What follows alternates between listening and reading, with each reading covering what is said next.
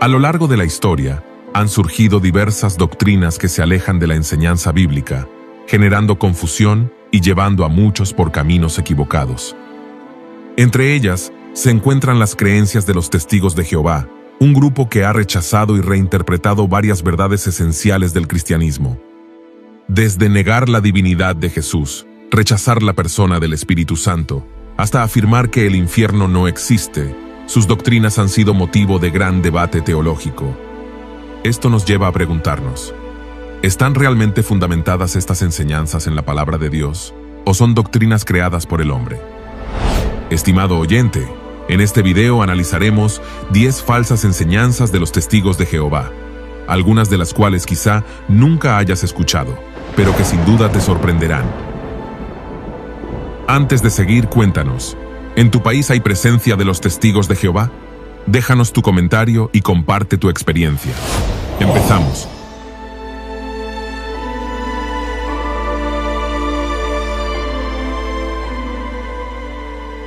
En los últimos siglos, hemos visto el auge de muchas sectas que se presentan como cristianismo, pero que en realidad ocultan algo mucho más oscuro: herejías, manipulación y doctrinas que distorsionan la verdad de la palabra de Dios. Por esta razón, estimado oyente, hoy quiero abordar un tema que considero fundamental compartir con ustedes.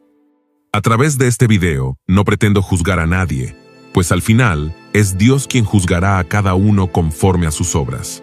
Mi deseo es que la verdad de la palabra de Dios sea expuesta con amor, para que aquellos que han sido engañados puedan encontrar el camino al arrepentimiento y escapar de la condenación eterna, abrazando la salvación que Cristo ofrece. Y es precisamente el amor lo que nos motiva a hablar de estos temas, porque el amor genuino nos impulsa a predicar la verdad, a advertir sobre el peligro del error y a desear que nadie se pierda, sino que todos lleguen al conocimiento de la verdad. Dicho esto, en este video hablaremos sobre una de las sectas más extendidas en el mundo actual, los Testigos de Jehová. Antes de profundizar en sus enseñanzas, es importante reconocer un aspecto positivo de ellos.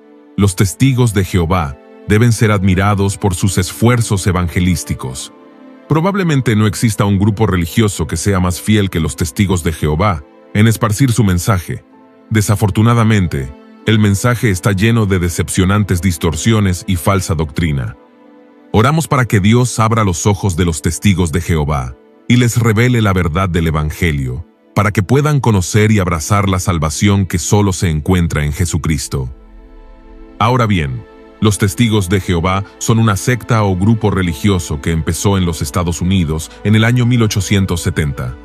Se reúnen en edificios que ellos llaman Salón del Reino de los Testigos de Jehová y promueven doctrinas que atentan contra la enseñanza bíblica sobre el Padre, el Hijo y el Espíritu Santo, entre otras. El fundador de los Testigos de Jehová fue Charles Taze Russell, nacido y fallecido en los Estados Unidos. A la edad de 18 años, comenzó a estudiar la Biblia, pero llegó a la conclusión de que solo podía interpretarse correctamente a través de sus propias enseñanzas. Russell tuvo serias dificultades para aceptar doctrinas fundamentales de la fe cristiana, como la existencia del infierno eterno y la divinidad de Cristo. Estas creencias lo llevaron a desarrollar una interpretación distorsionada de las Escrituras, sentando las bases de lo que más tarde se convertiría en la organización de los Testigos de Jehová. Para justificar sus creencias, los Testigos de Jehová han creado su propia versión alterada de la Biblia. Ellos creen que todas las versiones de la Biblia que los cristianos tenemos corrompieron su contenido. Es por eso que hicieron su propia traducción de la Biblia, conocida como la Traducción del Nuevo Mundo de las Santas Escrituras. Sin embargo, los supuestos traductores de esta versión han alterado muchos versículos, hasta el punto de que cambian el significado original del mensaje de la Biblia sobre doctrinas de primer orden. A continuación, te presentamos 10 doctrinas erróneas de los Testigos de Jehová. Número 1. Niegan la divinidad de Jesucristo. Los Testigos de Jehová enseñan que Jesús fue creado por Jehová antes de la existencia del mundo físico y que, antes de venir a la tierra, Jesús fue el arcángel Miguel. Lo consideran un ser poderoso, pero no todopoderoso, y lo describen como un Dios menor en lugar de reconocer su divinidad plena. Por ejemplo, al inicio del Evangelio de Juan, vemos una frase muy importante sobre la divinidad de Jesús. Leamos en Juan capítulo 1, versículo 1. En el principio era el Verbo, y el Verbo era con Dios, y el Verbo era Dios. Pero la versión errónea de la traducción del Nuevo Mundo de las Santas Escrituras traduce este pasaje de la siguiente manera. En el principio la palabra existía, a la palabra estaba con Dios, y la palabra era un Dios. Al leer esta traducción, se puede notar cómo altera el significado de una doctrina fundamental, la divinidad de Cristo, reduciéndolo a un Dios menor. Esta enseñanza, promovida por los testigos de Jehová, contradice la clara evidencia bíblica de que Jesús es Dios y que su existencia es eterna. Aunque los testigos de Jehová rechazan estas verdades, la Biblia las respalda de manera contundente. Es innegable que el Nuevo Testamento está repleto de referencias que afirman la divinidad de Cristo. Desde los 4 evangelios canónicos hasta el libro de los Hechos y las epístolas paulinas, Jesús no solo es presentado como el Mesías o Cristo, sino que también es identificado y comparado con Dios mismo. El apóstol Pablo se refiere a la divinidad de Cristo cuando él llama a Jesús nuestro gran Dios y Salvador. Leamos en Tito capítulo 2, versículo 13. Mientras aguardamos la bendita esperanza, es decir, la gloriosa venida de nuestro gran Dios y Salvador Jesucristo. En Filipenses capítulo 2, versículos 5 al 7, también dice que Jesús existió en forma de Dios antes de su encarnación. Notemos lo que dice el relato bíblico. Tengan la misma actitud que tuvo Cristo Jesús. Aunque era Dios, no consideró que el ser igual a Dios fuera algo a lo cual aferrarse. En cambio, renunció a sus privilegios divinos, adoptó la humilde posición de un esclavo y nació como un ser humano, cuando apareció en forma de hombre. En Hebreos capítulo 1, versículo 8, Dios el Padre dice con respecto a Jesús: Tu trono, oh Dios, por el siglo del siglo. En el Evangelio de Juan, capítulo 1, versículo 3, y Colosenses capítulo 1, versículos 16 y 17, se hace referencia directa de Jesús como el Creador mismo. Aunque estas menciones directas son suficientes para demostrar que la Biblia afirma que Jesús es divino, podría resultar más poderoso un enfoque más indirecto. Jesús declaró su naturaleza divina en múltiples ocasiones. Él y Dios son uno, pues Jesús es Dios. Sanó enfermos, realizó milagros asombrosos, perdonó pecados y garantizó la vida eterna a muchos. Todo esto fue posible porque Él es Dios. Jesús se identificó a sí mismo y se presentó ante los demás como el Hijo de Dios.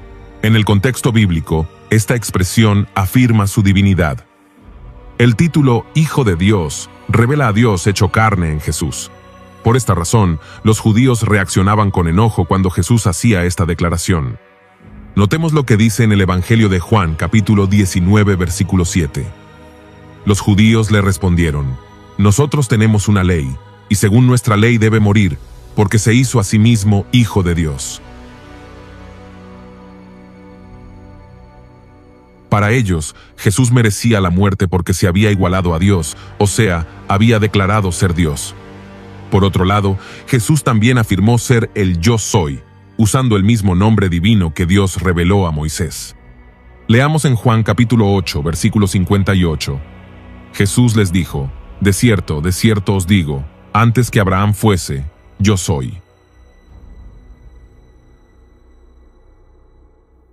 Con esta dramática frase Jesús les dijo que Él era el eterno Dios, que existía no solo durante el tiempo de Abraham, sino antes de él, en la eternidad pasada. Jesús afirmó ser el gran Yo Soy, la voz del Dios del pacto de Israel revelada en la zarza ardiente. Esta es la tercera vez en este capítulo que Jesús utiliza la frase Yo Soy.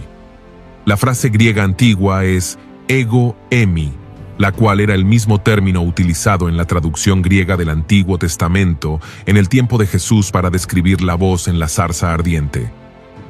Al utilizar la frase Yo Soy, Jesús utilizó un evidente título divino que le pertenecía solo a Yahvé, y fue interpretado así por los oyentes de Jesús. Yo soy era reconocido por los judíos como un título de deidad. Observemos cómo reaccionaron los judíos ante las palabras de Jesús. Leamos el versículo 59. Tomaron entonces piedras para arrojárselas. Esto demuestra que los líderes religiosos entendieron perfectamente lo que Jesús quiso decir. Él afirmó ser el Dios eterno, y ellos lo consideraron una blasfemia.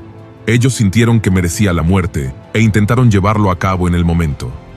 Por último, leamos en Colosenses capítulo 2, versículo 9. Porque en él habita corporalmente toda la plenitud de la deidad. Esta es una declaración muy directa y clara de la deidad del Señor Jesucristo, que no se podría haber declarado de una forma más categórica que esta. En Él, es decir, en Cristo, mora toda la plenitud, no simplemente una parte, sino la totalidad.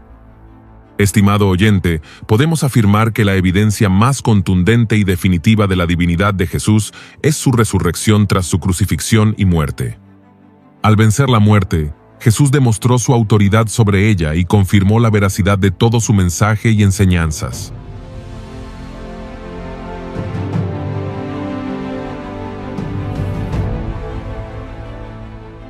Número 2. Niegan la personalidad del Espíritu Santo. Los testigos de Jehová tienen una visión del Espíritu Santo que difiere radicalmente de la enseñanza cristiana tradicional. Según su doctrina, el Espíritu Santo no es una persona ni parte de la Trinidad, sino la fuerza activa de Dios, un poder impersonal que Dios usa para ejecutar su voluntad en el cielo y en la tierra. Para ellos, el Espíritu Santo no tiene personalidad propia, inteligencia, ni voluntad independiente, sino que es simplemente el medio por el cual Dios influye en el mundo y en las personas. Los testigos de Jehová creen que el Espíritu Santo es comparable a la electricidad o el viento, algo que tiene efecto y poder, pero que no es un ser personal. Por esta razón, rechazan la idea de que el Espíritu Santo pueda ser adorado, orado, o que tenga atributos divinos como la omnisciencia o la omnipresencia. Además, en su versión de la Biblia, la traducción del Nuevo Mundo, han modificado varios pasajes donde se menciona al Espíritu Santo para reforzar su creencia de que se trata de una fuerza impersonal. Sin embargo, esta enseñanza contradice la Biblia, que presenta al Espíritu Santo como un ser personal con emociones, voluntad e inteligencia. Por ejemplo, en Efesios capítulo 4, versículo 30 leemos: «Y no contristéis al Espíritu Santo de Dios, con el cual fuisteis sellados para el día de la redención». Aquí vemos claramente que el Espíritu Santo tiene personalidad, es una persona, tiene cualidades de una persona, piensa, razona, habla y oye. Se le puede resistir, se le pueden apagar sus dones y también se le puede enojar. Aquí, el apóstol Pablo dice que se le puede contristar por la infidelidad de los miembros del cuerpo de Cristo. Spurgeon dijo: «El dolor del Espíritu Santo no es de naturaleza insignificante ni hipersensible. Se entristece con nosotros principalmente por nuestro propio bien, porque sabe la miseria que nos costará el pecado. Lee nuestros dolores en nuestros pecados. Se entristece por nosotros porque ve en cuánto castigo incurrimos y cuánta comunión perdemos». Ahora bien, otro ejemplo se encuentra también en Hechos, capítulo 5, versículos 3 y 4. «Y dijo Pedro: Ananías, ¿por qué llenó Satanás tu corazón para que mintieses al Espíritu Santo y sustrajeses del precio de la heredad? Reteniéndola, ¿no se te quedaba a ti? Y vendida, ¿no estaba en tu poder? ¿Por qué pusiste esto en tu corazón? No has mentido a los hombres, sino a Dios».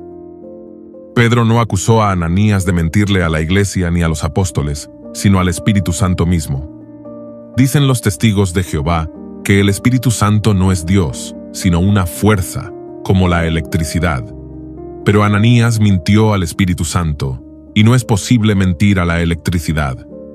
Ahora bien, como venimos considerando, en el versículo 3, Pedro le acusa a Ananías de mentir al Espíritu Santo, y en el versículo 4 dice que ha mentido a Dios. La conclusión lógica que se desprende de estos versículos es que el Espíritu Santo es Dios. Por lo tanto, Pedro claramente creía que el Espíritu Santo era una persona, porque solo se puede mentir a una persona. También creía que el Espíritu Santo es Dios. En conclusión, la doctrina de los testigos de Jehová sobre el Espíritu Santo lo define únicamente como una fuerza, negando su divinidad y su función en la salvación y transformación de los creyentes. Esta creencia se aparta de la enseñanza bíblica y del cristianismo histórico, que siempre ha reconocido al Espíritu Santo como la tercera persona de la Trinidad, plenamente Dios y operando activamente en la vida de los creyentes. Número 3. Niegan la existencia del infierno. Los testigos de Jehová rechazan completamente la doctrina del infierno como un lugar de tormento eterno para los impíos. Según su enseñanza, el infierno no es un sitio de sufrimiento consciente, sino simplemente la tumba, el estado de inexistencia tras la muerte. Creen que las almas de los muertos dejan de existir y no experimentan ninguna forma de castigo o conciencia.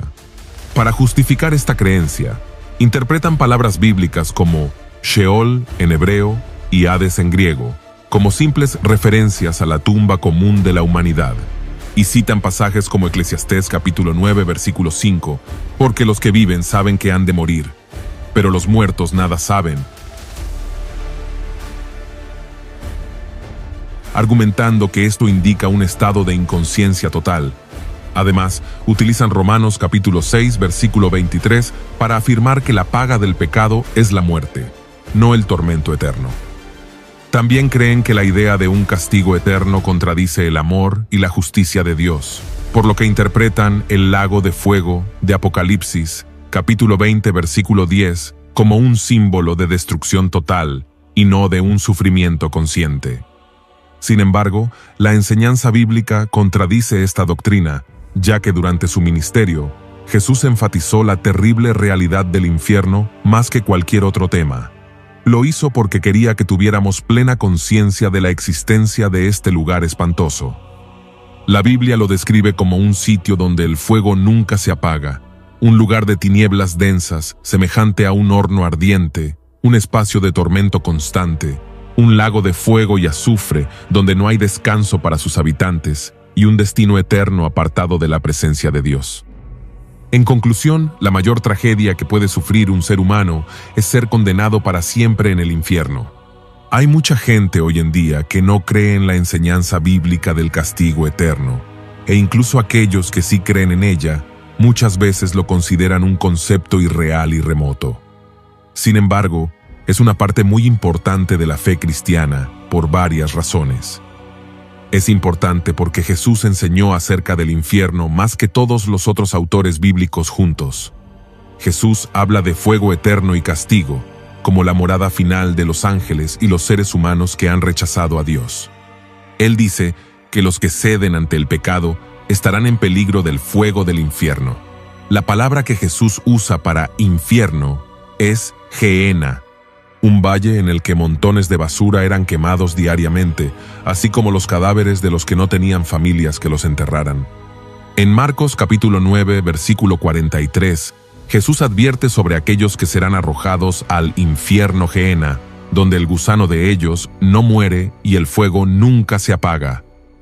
Aquí, Jesús hace referencia a los gusanos que consumen los cadáveres en los montones de basura, los cuales, al terminar la carne, finalmente mueren. Sin embargo, Jesús enfatiza que en el infierno, la descomposición espiritual nunca cesa, razón por la cual el gusano de ellos no muere, indicando un sufrimiento continuo y sin fin. En Mateo capítulo 10 versículo 28, Jesús dice: «Y no temáis a los que matan el cuerpo, mas el alma no pueden matar. Temed más bien a aquel que puede destruir el alma y el cuerpo en el infierno». Jesús se dirigía a sus discípulos, algunos de los cuales eventualmente serían torturados, aserrados por la mitad, desollados y quemados vivos. Sin embargo, les dejó claro que todo ese sufrimiento terrenal no se comparaba con la realidad del infierno. Para Jesús, el infierno era un lugar real, tanto que afirmó que, después del día del juicio, las personas lo experimentarían en sus propios cuerpos. No es solo un lugar de tormento físico, sino también de angustia y miseria espiritual. En Lucas capítulo 16 versículos 19 al 31, encontramos una narración detallada sobre los tormentos que se sufren en el lugar de tinieblas, conocida como la historia del rico y Lázaro. En este relato, se nos dice que el rico descendió al Hades, término griego que significa lugar de los muertos, y cuyo equivalente en hebreo es Seol, ambos utilizados en la Escritura como sinónimos del infierno. En estos versículos podemos ver algunos de los tormentos que aguardan a quienes sean condenados a este lugar aterrador. En primer lugar, las necesidades físicas continúan en ese lugar: el hambre, cansancio, sed, entre otras, sin poder satisfacerse. Notemos lo que dice en el versículo 24 del capítulo 16 de Lucas. Padre Abraham, ten misericordia de mí, y envía a Lázaro para que moje la punta de su dedo en agua y refresque mi lengua. En segundo lugar, el dolor físico de las quemaduras se experimentará sin descanso. Citemos nuevamente el versículo 24, porque estoy atormentado en esta llama. En tercer lugar, los recuerdos de nuestra vida nos atormentarán. Leamos en el versículo 25, pero Abraham le dijo: Hijo, acuérdate que recibiste tus bienes en tu vida, y Lázaro también males, pero ahora éste es consolado aquí, y tú atormentado. En cuarto lugar, la angustia por los familiares y amigos que aún no han muerto y no son salvos. Notemos lo que dice los versículos 27 y 28. Entonces le dijo: Te ruego pues, Padre, que le envíes a la casa de mi padre, porque tengo 5 hermanos, para que les testifique, a fin de que no vengan ellos también a este lugar de tormento. En quinto lugar, la angustiante sensación de haber fallado, al comprender que durante la vida se tuvo la oportunidad de obedecer la palabra de Dios y evitar esta desgracia, pero no se hizo, y ahora ya es demasiado tarde. Citemos los 3 últimos versículos del capítulo 16 de Lucas. Y Abraham le dijo: A Moisés y a los profetas tienen, óiganlos. Él entonces dijo: No, padre Abraham, pero si alguno fuere a ellos de entre los muertos, se arrepentirán. Mas Abraham le dijo: Si no oyen a Moisés y a los profetas, tampoco se persuadirán aunque alguno se levantare de los muertos. Estimado oyente, si Jesús, el Señor del amor y el autor de la gracia, habló del infierno más que cualquier otra persona y lo describió de una manera más vívida y aterradora, entonces debemos reconocer que es una verdad fundamental. La Biblia menciona el infierno y nos advierte sobre él. No es un concepto figurado, un símbolo o una metáfora, sino un lugar real y existente. El infierno es el destino de aquellos que eligen vivir lejos de Dios y rechazan su voluntad. El pecado nos separa de Él, y la consecuencia del pecado es la muerte eterna. Dios, en su justicia perfecta, no puede ignorar ni dejar el pecado sin castigo. Desde una perspectiva física, la Biblia describe el infierno como un lago de fuego y azufre. Podemos imaginarlo como un lugar de tormento insoportable, con un calor abrasador y un hedor insoportable, del cual no habrá posibilidad de escape ni esperanza de liberación. En el aspecto espiritual, el infierno será un sitio de absoluta oscuridad, porque quienes estén allí estarán completamente apartados de Dios por toda la eternidad. No tendrán más oportunidad de escuchar su palabra, arrepentirse o recibir su perdón. Será un castigo eterno, pues el infierno no tiene final. La única manera de evitar esta condena es a través de la fe en Jesucristo. Si lo rechazamos, no habrá escapatoria del juicio venidero. Amar el pecado y despreciar a Jesús solo nos conducirá a la perdición eterna. Acepta hoy el regalo de Dios y recibe la certeza de la vida eterna. Número 4. Niegan la resurrección corporal de Jesús. Los testigos de Jehová enseñan que Jesús no resucitó en un cuerpo físico, sino únicamente como un ser espiritual. Según su doctrina, Dios no restauró el cuerpo físico de Jesús, sino que lo hizo volver a la vida en una forma espiritual invisible. Argumentan que su cuerpo físico fue desechado de alguna manera, y que Jesús, después de la resurrección, solo tomó una apariencia humana temporal para mostrar su identidad a sus discípulos, y ahora solo existe como una criatura espiritual. Utilizan pasajes como 1 de Pedro, capítulo 3, verso 18, que dice: Porque también Cristo padeció una sola vez por los pecados, el justo por los injustos, para llevarnos a Dios, siendo a la verdad muerto en la carne, pero vivificado en espíritu. También señalan que en varias apariciones después de su resurrección, los discípulos no lo reconocieron de inmediato, lo que interpretan como evidencia de que Jesús no tenía un cuerpo físico real, sino que tomaba diferentes formas. Ahora bien, veamos la refutación bíblica y teológica. La doctrina de los testigos de Jehová contradice múltiples enseñanzas bíblicas que afirman que la resurrección de Jesús fue corporal y física, no meramente espiritual. En primer lugar, Jesús mismo declaró que tenía carne y huesos después de su resurrección. Leamos Lucas capítulo 24, verso 39. Mirad mis manos y mis pies, que yo mismo soy. Palpad y ved, porque un espíritu no tiene carne ni huesos, como veis que yo tengo. Jesús deja en claro que no es solo un espíritu. Él mismo invita a sus discípulos a tocarlo para confirmar que su resurrección fue física.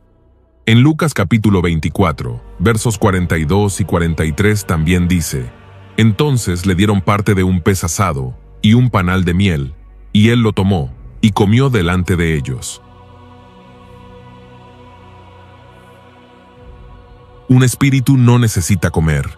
Jesús, con su cuerpo resucitado, come físicamente delante de sus discípulos, demostrando que tiene un cuerpo real.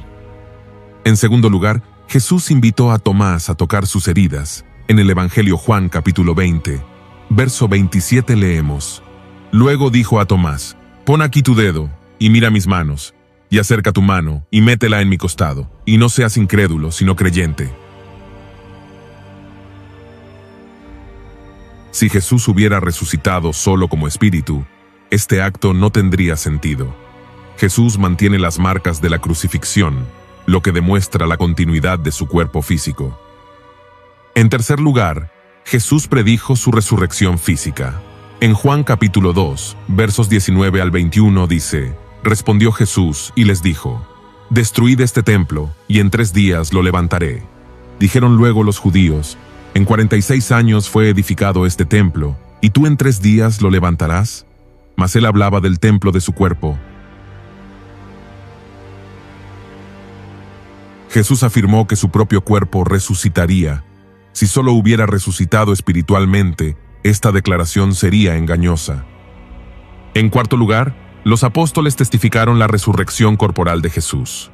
En Hechos capítulo 2, verso 31 dice lo siguiente: Viéndolo antes, habló de la resurrección de Cristo, que su alma no fue dejada en el Hades, ni su carne vio corrupción. Pedro enfatiza que el cuerpo de Jesús no quedó en la tumba ni se descompuso, sino que resucitó. En 1 Corintios capítulo 15, versos 3 al 6, Pablo menciona que Jesús se apareció a más de 500 personas después de su resurrección. Si Jesús solo hubiera resucitado como espíritu, esta afirmación carecería de sentido, ya que los espíritus no pueden ser vistos de manera tangible por tantas personas. Pablo dejó en claro que la resurrección de Jesús es la base del cristianismo. Si Jesús solo resucitó espiritualmente, entonces su victoria sobre la muerte no sería completa. En quinto lugar, Jesús ascendió al cielo con su cuerpo glorificado. En Hechos capítulo 1, versos 9 al 11 dice: Y habiendo dicho estas cosas, viéndolo ellos, fue alzado, y le recibió una nube que le ocultó de sus ojos. Y estando ellos con los ojos puestos en el cielo, entre tanto que él se iba, he aquí se pusieron junto a ellos 2 varones con vestiduras blancas, los cuales también les dijeron: Varones Galileos, ¿por qué estáis mirando al cielo? Este mismo Jesús, que ha sido tomado de vosotros al cielo, así vendrá como le habéis visto ir al cielo. Jesús ascendió físicamente al cielo, y los ángeles afirman que regresará de la misma manera. Por lo tanto, la enseñanza de los testigos de Jehová sobre la resurrección de Jesús es antibíblica y contradice la verdad revelada en las Escrituras. Número 5. Niegan la salvación por gracia mediante la fe. Los testigos de Jehová enseñan que la salvación no se obtiene solo por la fe en Cristo, sino que es necesario realizar buenas obras y demostrar lealtad a la organización de los testigos de Jehová para alcanzar la vida eterna.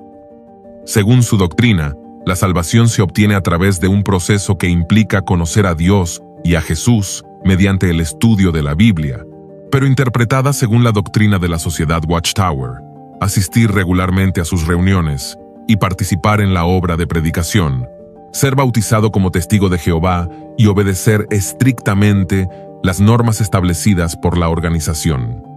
Los testigos de Jehová argumentan que la fe en Cristo es necesaria, pero insuficiente sin las obras. Para afirmar que las obras son esenciales para la salvación, usan versículos como Santiago capítulo 2, verso 24, que dice: «Vosotros veis, pues, que el hombre es justificado por las obras, y no solamente por la fe». También citan Mateo capítulo 24, verso 13. «Mas el que persevere hasta el fin, éste será salvo», para sostener que la salvación depende de la perseverancia en buenas obras y en la obediencia a su organización. Ahora bien, veamos la refutación bíblica y teológica.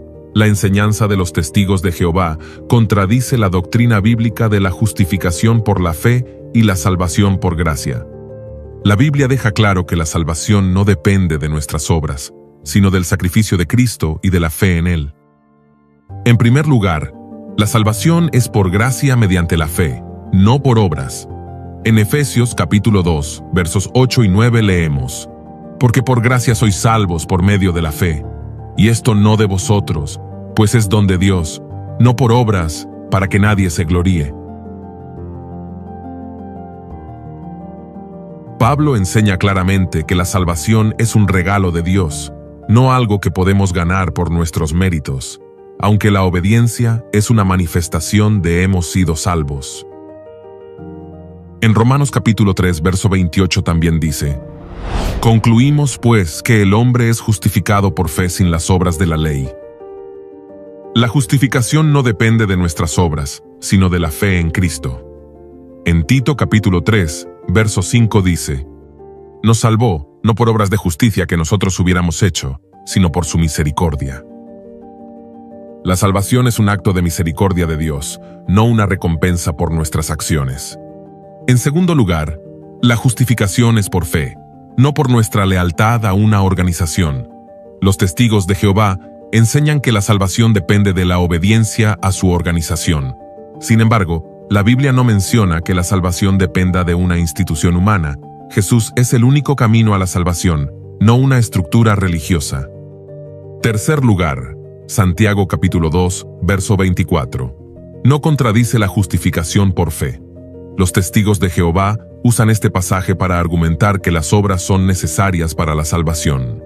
Sin embargo, cuando se estudia en su contexto, Santiago no está diciendo que las obras nos salvan, sino que las buenas obras son evidencia de una fe genuina. Notemos lo que dice en Santiago capítulo 2, verso 17. «Así también la fe, si no tiene obras, es muerta en sí misma». Santiago no dice que las obras nos salvan, sino que una fe verdadera se manifiesta en acciones. Pablo y Santiago no se contradicen. Pablo enfatiza cómo se recibe la salvación, por fe, mientras que Santiago enfatiza cómo se demuestra una fe auténtica, por las obras. En cuarto lugar, la perseverancia no significa que las obras salvan. Los testigos de Jehová citan Mateo capítulo 24, verso 13. «Mas el que persevere hasta el fin, éste será salvo», para argumentar que la salvación depende de nuestras obras. Sin embargo, este versículo habla de la perseverancia de los creyentes en medio de la tribulación, no de la salvación por obras. Por lo tanto, la salvación no se obtiene por buenas obras ni por la lealtad a una institución, sino por la fe en Cristo y su obra redentora en la cruz. Número 6. Aseguran que solo 144,000 irán al cielo. Los testigos de Jehová sostienen que solo 144,000 personas reinarán con Cristo en el cielo, mientras que el resto de los fieles vivirán eternamente en la tierra en un paraíso restaurado. Según ellos, esta élite celestial, conocida como la clase ungida, comenzó con los apóstoles y ha sido completada a lo largo de los siglos. Según su doctrina, los 144,000 gobernarán con Cristo desde el cielo, citando Apocalipsis capítulo 7, verso 4 y Apocalipsis capítulo 14, versos 1 al 3. El resto de los fieles, La gran muchedumbre no tienen esperanza celestial, sino que vivirán en un paraíso terrenal si son obedientes a Jehová y a su organización. El acceso al cielo ya está cerrado, pues creen que el número de 144,000 se ha completado en la actualidad, con excepción de unos pocos ungidos que aún viven. Ahora veamos la refutación bíblica y teológica. La doctrina de los 144,000 es una interpretación errónea de Apocalipsis y contradice la enseñanza general de la Biblia sobre la salvación y la vida eterna. En primer lugar, los 144,000 no representan el número total de los salvos en el cielo. En Apocalipsis capítulo 7, verso 4, menciona a los 144,000 sellados de todas las tribus de los hijos de Israel. La interpretación correcta de los 144,000 en Apocalipsis no se refiere a un número limitado de personas que irán al cielo, como enseñan los testigos de Jehová, sino a un grupo simbólico de judíos redimidos que desempeñarán un papel especial durante la tribulación. Este grupo representa a un Israel restaurado, cumpliendo su propósito divino como nación testigo, algo que no logró plenamente en el pasado. Son descritos como siervos sellados por Dios, asegurando su protección mientras llevan a cabo su misión. Esto no implica que sean los únicos que recibirán la vida celestial, ya que inmediatamente después se menciona a una gran multitud que también se encuentra ante el trono de Dios, lo que desmiente la idea de que solo 144,000 serán salvos en el cielo. El concepto de restringir la salvación celestial a un número específico de personas es una interpretación forzada que ignora el contexto profético y simbólico de Apocalipsis. La salvación y la vida eterna en la presencia de Dios no están limitadas a una élite, sino que se extienden a todos aquellos que han sido redimidos. En Apocalipsis capítulo 7, verso 9 dice: «Después de esto miré, y he aquí una gran multitud, la cual nadie podía contar, de todas naciones y tribus y pueblos y lenguas, que estaban delante del trono y en la presencia del Cordero, vestidos de ropas blancas y con palmas en las manos». Esto muestra que hay una multitud incontable de personas en la presencia de Dios, no solo 144,000. En segundo lugar, Jesús prometió el cielo a todos los creyentes, no solo a un grupo exclusivo. En el Evangelio Juan capítulo 14, versos 2 y 3 dice: «En la casa de mi Padre muchas moradas hay. Si así no fuera, yo os lo hubiera dicho. Voy pues a preparar lugar para vosotros. Y si me fuere y os preparare lugar, vendré otra vez, y os tomaré a mí mismo, para que donde yo estoy, vosotros también estéis». Jesús no estableció un número limitado de lugares en el cielo, sino que preparó moradas para todos los creyentes. En tercer lugar, la recompensa celestial no está restringida a un grupo selecto. En 2 de Corintios capítulo 5, verso 1 dice: «Porque sabemos que si nuestra morada terrestre, este tabernáculo, se deshiciere, tenemos de Dios un edificio, una casa no hecha de manos, eterna en los cielos». Pablo no dice que solo algunos cristianos tengan esta esperanza celestial, sino que es para todos los creyentes. En cuarto lugar, la Biblia no enseña una división entre creyentes celestiales y terrenales. Los testigos de Jehová enseñan que solo un pequeño grupo reinará con Cristo en el cielo, mientras que el resto de los fieles vivirán en la tierra. Sin embargo, la Biblia enseña que todos los creyentes formarán parte del reino celestial. En Efesios capítulo 2, verso 6 leemos: «Y juntamente con Él nos resucitó, y asimismo nos hizo sentar en los lugares celestiales con Cristo Jesús». Esto se dice de todos los creyentes, no solo de un grupo especial. Todos los creyentes son herederos con Cristo, lo que contradice la idea de que solo 144,000 reinarán con Él. Por lo tanto, la idea de que solo 144,000 irán al cielo es una interpretación incorrecta y limitante de la promesa de salvación en Cristo. Número 7. Niegan la Trinidad. Los testigos de Jehová rechazan la doctrina de la Trinidad y afirman que esta creencia es una enseñanza pagana que fue adoptada por el cristianismo en el siglo IV, en el Concilio de Nicea, en el año 325 después de Cristo. Según su interpretación, el único Dios verdadero es el Padre, a quien llaman Jehová, y sostienen que Jesús es un ser creado, no es Dios, sino la primera creación de Jehová. Identifican a Jesús con el arcángel Miguel antes de su encarnación. Creen que fue el agente mediante el cual Dios creó el universo, pero no es eterno ni igual al Padre. Para ellos, el Espíritu Santo no es una persona, sino la fuerza activa de Dios, similar a la energía que Dios usa para llevar a cabo su voluntad. Niegan que tenga voluntad propia o que posea atributos personales como inteligencia, emociones o capacidad de tomar decisiones. La Trinidad no es bíblica. Argumentan que la palabra Trinidad no aparece en la Biblia y que la doctrina fue desarrollada con influencia de filosofías paganas griegas. Para ellos, el concepto de un Dios trino es una desviación de la verdadera adoración. Ahora bien, veamos la refutación bíblica y teológica. La doctrina de la Trinidad no fue inventada en el siglo IV, sino que surge de una correcta interpretación de la Biblia. Aunque la palabra Trinidad no aparece en el texto bíblico, la enseñanza de que Dios es uno en esencia, pero se manifiesta en tres personas distintas, está presente a lo largo de toda la Escritura. Desde el Antiguo Testamento, Dios se revela como único. Sin embargo, también se presentan evidencias de pluralidad en su ser. Por ejemplo, en la creación del hombre, Dios dice: «Hagamos al hombre a nuestra imagen y semejanza», lo que sugiere una pluralidad dentro de la divinidad. A pesar de que los testigos de Jehová afirman que Jesús es un ser creado, la Biblia muestra que posee atributos divinos. Jesús es eterno, se le llama el Alfa y la Omega, el principio y el fin, un título exclusivo de Dios. Recibe adoración. Mientras que los ángeles y los hombres justos rechazan la adoración, Jesús la acepta, lo que indica su divinidad. Tiene autoridad sobre la vida y la muerte, y perdona pecados, algo que solo Dios puede hacer. Ahora bien, contrario a la enseñanza de los testigos de Jehová, la Biblia presenta al Espíritu Santo como alguien con personalidad propia, no como una simple energía. Tiene intelecto, emociones y voluntad. Puede ser entristecido, blasfemado y resistido, lo cual sería imposible si solo fuera una fuerza impersonal. Enseña, guía y da testimonio, funciones propias de un ser personal. Si bien en el Antiguo Testamento la revelación de Dios es más enfocada en su unidad, en el Nuevo Testamento se hace más clara la distinción entre el Padre, el Hijo y el Espíritu Santo.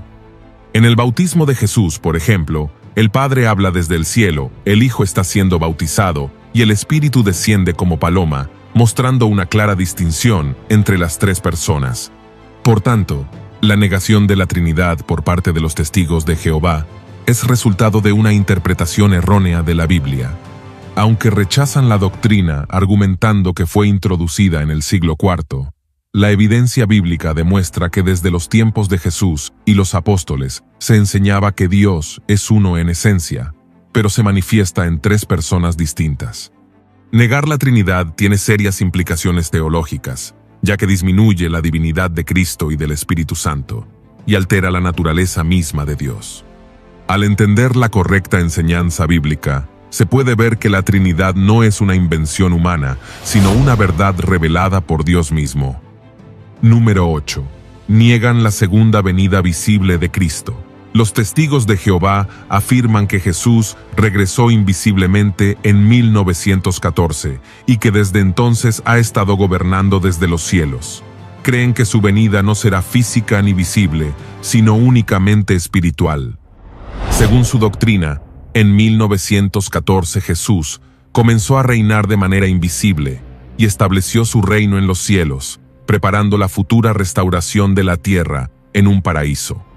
Ahora bien, refutemos esta falsa doctrina. La Biblia enseña que la segunda venida de Cristo será literal, visible y gloriosa. La Escritura describe este evento como un regreso donde todo ojo le verá, y ocurrirá con gran poder. Cuando Jesús ascendió al cielo, los ángeles aseguraron que volvería de la misma manera en que se fue, es decir, de forma corporal y visible. La creencia de un retorno invisible contradice las claras afirmaciones bíblicas sobre su venida en gloria. Además, la historia muestra que en 1914 no ocurrió ningún evento que confirmara la supuesta entronización de Cristo en los cielos ni su gobierno sobre la tierra. Número 9. Enseñan que Jesús es un ser inferior a Dios. Los testigos de Jehová rechazan la divinidad de Cristo. Enseñan que Jesús fue la primera creación de Dios y lo identifican con el arcángel Miguel antes de venir a la tierra. Consideran a Jesús como un ser poderoso, pero subordinado a Dios Padre, sin compartir su esencia divina. Para ellos, solo Jehová es Dios, y Jesús es su Hijo en un sentido de inferioridad, no de igualdad. La refutación bíblica. La Biblia presenta a Jesús como Dios mismo, con atributos, nombres y autoridad que solo Dios puede poseer. Se le describe como el creador de todas las cosas y como el único que puede perdonar pecados y juzgar al mundo, funciones exclusivas de Dios. También recibe adoración en varias ocasiones, algo que ningún ser creado debería aceptar. Si Jesús fuera solo un ser creado, no podría haber ofrecido una salvación perfecta, ya que solo Dios puede redimir completamente al ser humano. La enseñanza de que Jesús es un ser inferior distorsiona la identidad real de Cristo y su papel en la salvación. Número 10.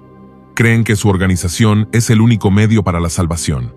Los testigos de Jehová sostienen que la salvación solo es posible dentro de su organización. Afirman que fuera de la sociedad Watchtower no hay esperanza de vida eterna. Para ser salvo, una persona debe conocer a Dios y a Jesús mediante el estudio de la Biblia, pero interpretada exclusivamente según las enseñanzas de la Watchtower. Ahora bien, la Biblia enseña claramente que la salvación no depende de formar parte de una organización humana, sino que es un regalo de la gracia de Dios, recibido por medio de la fe en Jesucristo. En ningún momento Jesús afirmó que la salvación llegaría a través de una institución terrenal. Al contrario, declaró que Él mismo es el único camino hacia el Padre. No hay fundamento bíblico que respalde la idea de que Dios haya designado a una organización específica como el único medio para redimir a la humanidad. Además, afirmar que una entidad religiosa es el canal exclusivo de Dios implica otorgarle una autoridad superior a la palabra divina, lo que desvirtúa el papel central de Cristo en la fe cristiana. La salvación no es un mérito alcanzado por la afiliación a un grupo, sino un regalo inmerecido que Dios ofrece a todos los que creen en su Hijo. Es fundamental recordar que la relación con Dios no depende de estructuras humanas, sino de una fe genuina en Cristo. Él llamó a las personas a seguirlo, no a adherirse a una institución específica. La verdadera esperanza y seguridad se encuentran en su amor y en su sacrificio redentor. Que cada persona busque en la Escritura, con un corazón sincero, la verdad de Dios, sabiendo que en Cristo hay libertad y vida eterna. Y así llegamos al final de este video. Esperamos sinceramente que la información compartida haya sido útil y enriquecedora para ustedes, y que haya aportado algo valioso a su comprensión o interés sobre el tema tratado. Agradecemos mucho su tiempo y atención, y nos encantaría que nos acompañaran en el próximo video. Nos vemos pronto. Dios te bendiga.